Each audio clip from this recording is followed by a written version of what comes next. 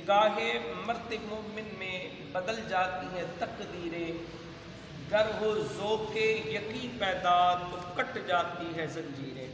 حضرت سیدنا غوث اعظم رضی اللہ تعالی عنہ، آپ کا کافی عرصہ ہو گیا تھا کہ وصال ہو چکا تھا، تو اس وقت رنجیت سنگھ کوئی تھا، اس کا دور تھا۔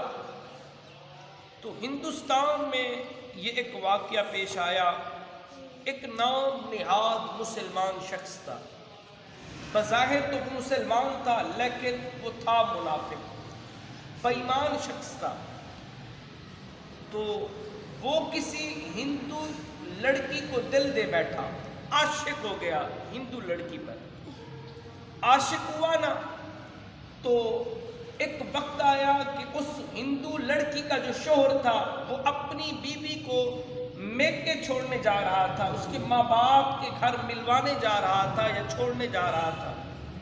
تو اس نے اس موقع کی تلاش سمجھتے ہوئے، وہ جو مسلمان تھا، نام کا مسلمان تھا لیکن تھا بے ایمان، آگے بڑھا اور آ کے کہنے لگا، اس کے پاس گھوڑا بھی تھا، وہ جو ہندو تھا اور اس کی گھر والی وہ پیدل تھے، سواری نہیں تھی، تو وہ آگے بڑھ کے کہنے لگا کہ میں آپ کو آفر کرتا ہوں، آپ کے پاس سواری بھی نہیں ہے، سفر بھی آپ کو بہت زیادہ ہے، لہٰذا یوں کریں میرے گھوڑے پہ بیٹھ گئے۔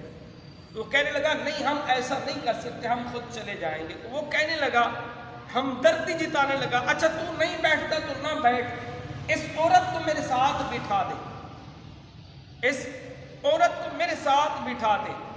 تو وہ جو ہندو تھا وہ سمجھ گیا اس کی باتوں کو کہ یہ دھوکہ بازی کر رہا ہے، پر وہ کہنے لگا کہ اگر یوں بات ہے تو پھر مجھے کوئی اپنا ضامن دے دے، مجھے کوئی ضامن دے دے، کوئی ضمانت کوئی دے دے تیری، تو پھر تو میں تیرے ساتھ بٹھا دوں گا۔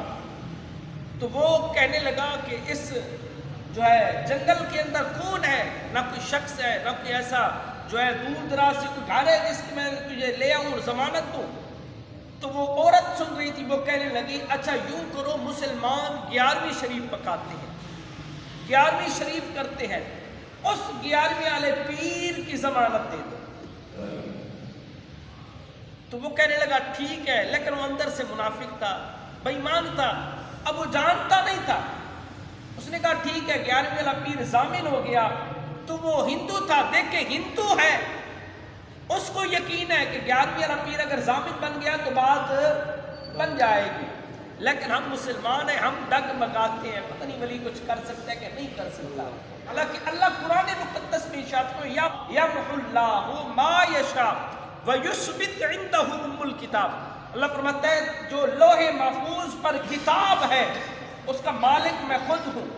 پھر اللہ فرماتا ہے لکھی ہوئی تقدیر مٹا دیتا ہوں، اگر نہ لکھی ہو تو لکھ دیتا ہوں۔ مولا تو یحب الجمال ہے، خوبصورت ہے، حسین ہے، خوبصورتی کو پسند کرتا ہے۔ جب ایک مرتبہ لوح محفوظ پہ لکھ دیا ہے پھر کیوں مٹاتا ہے؟ اگر نہ لکھی ہو تو لکھ دیتا ہے، کیوں لکھتا ہے؟ اللہ فرماتا ہے جس کے کہنے پہ مٹا کے دوبارہ لکھتا ہوں اسے ولی کہتے ہیں۔ سبحان اللہ۔ جس کے کہنے پہ تقدیر مٹا کے دوبارہ لکھتا ہوں اسے ولی کہتے ہیں، اسے میرا دوست کہتے ہیں۔ اسی دوست کے بارے میں اللہ کریم علیہ السلام نے، اللہ کریم نے فرمایا کہ من عاد لی ولیًا فقد اذنتہ بالحرب، اللہ فرماتا ہے جو میرے ولی سے دشمنی رکھے گا، عداوت رکھے گا، اللہ فرماتا ہے میرا اس کے خلاف اعلان جنگ ہے۔ اب جس کے خلاف اللہ جنگ کرے، اللہ اعلان کر دے کہ میرا اس کے خلاف جنگ ہے، تو پھر اس کا کچھ بھی نہیں بچتا۔ لیکن ہم مسلمان دائیں بائیں آگے پیچھے ڈام ڈول ہوتے ہیں، کبھی ادھر کبھی ادھر۔ لیکن وہ ہندو تھا، کہنے لگا اب بات بن گئی، اگر 11ویں والا پیر ضامن بن گیا تو وہ جب عورت کو اس کے ساتھ بٹھاتا ہے تو وہ جو مسلمان تھا اس نے تلوار نکالی تو اس ہندو کا سر قلم کر دیا، عورت کو جو ہے گھوڑے پہ بٹھا کے لے گیا۔ کئی راستہ چلا تو وہ عورت بار بار مڑ کے پیچھے دیکھتی، بار بار مڑ کے پیچھے دیکھتی۔ وہ کہنے لگا جس کو تو دیکھ رہی ہے وہ اب دنیا سے جا چکا ہے، میں نے اس کا سر قلم کر دیا ہے، اب تو کیوں دیکھ رہی ہے؟ وہ کہنے لگی میں اپنے شوہر کو نہیں دیکھ رہی بلکہ اس کو دیکھ رہی ہوں جس کی تو نے ضمانت دی ہے۔ جس کو ہم نے ضامن بنایا تھا، میں 11ویں والے پیر کو دیکھ رہی ہوں، بڑے پیر کو دیکھ رہی ہوں، تو وہ مذاق کرنے لگا کہ وہ تو کئی عرصہ ہو گیا پیر کو دنیا سے گئے ہوئے جاتے ہوئے، اب وہ کہاں آ سکتا ہے 11ویں والا پیر؟ لیکن اس کو نہیں پتا تھا، وہ تھا تو جو ہے عقیدے کے ہندو تھے، لیکن ان کا عقیدہ درست تھا، وہ مانتے تھے 11ویں والے پیر کو۔ پھر وہ کہنے لگی دیکھتے ہیں، بس یہی وقت گزرا کہ 2 شخص آئے نورانی شکل والے، ایک ہاتھ میں تلوار تھی، اس نے تلوار نکال کے مسلمان کا سر تن سے جدا کر دیا۔ جب سر تن سے جدا کیا تو عورت کو واپس گھوڑے سمیت وہ اسی شوہر کے پاس لے آئے جہاں پہ اس نے قتل کر دیا تھا۔ تو پھر کیا کیا؟ دوسرے بزرگ نے اس کے شوہر کو اس کا سر کو دھڑ ملایا، وہ زندہ ہو گیا، ان دونوں کو صحیح سلامت واپس گھر بھیج دیا۔ جب وہ اپنے علاقہ پہنچے گھوڑے کے ساتھ، جو مسلمان قتل ہو چکا تھا بزرگوں کی تلوار سے، اب ان کے ورثاء نے دیکھا کہ یہ گھوڑا تو ہماری جو ہے شخص کا ہے، ہمارا ہے، لیکن وہ بندہ نہیں مل رہا، یا انہوں نے قتل کر دیا ہے۔ انہوں نے رنجیت سنگھ اس وقت بادشاہ تھا، اس کی دربار میں جو ہے وہ کر دیا، مقدمہ کر دیا، وہ دونوں حاضر ہو گئے۔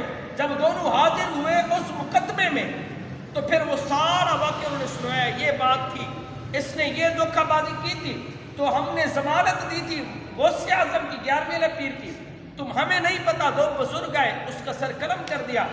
ان میں سے ایک بزرگ اسی علاقے کا ہے، مجذوب ہے۔ وہ کون سا بزرگ تھا؟ وہ مجذوب گل محمد شاہ صاحب تھا، کہ ایک وہ تھا، ایک نورانی شکل والا تھا، اور ہم نہیں جانتے۔ تو وہ رنجیت سنگھ کی دربار تھی، اس نے گل محمد کو بلوایا کہ جاؤ بلا کے لاؤ۔ وہ آیا تو سارا واقعہ اس نے پڑھ کے سنا دیا کہ یوں بات ہے، اس مسلمان نے دھوکہ کیا تھا ان کے ساتھ، تو غوث اعظم نے وہ ضمانت غوث اعظم کی تھی، تو آپ اور میرے ساتھ آئے، غوث اعظم نے اس بے ایمان مسلمان کا سر تن سے جدا کر دیا۔ تو اپنے جب غیر بھی کسی ولی سے امید رکھتے ہیں، وہ ان کو بھی نہیں ٹھکراتے، ان کی بھی لاج رکھتے ہیں۔ پھر کیوں نہ کہوں کہ نگاہ مرد مومن میں بدل جاتی ہے تقدیر، گر ہو ذوق یقین پیدا تو کٹ جاتی ہے زنجیر۔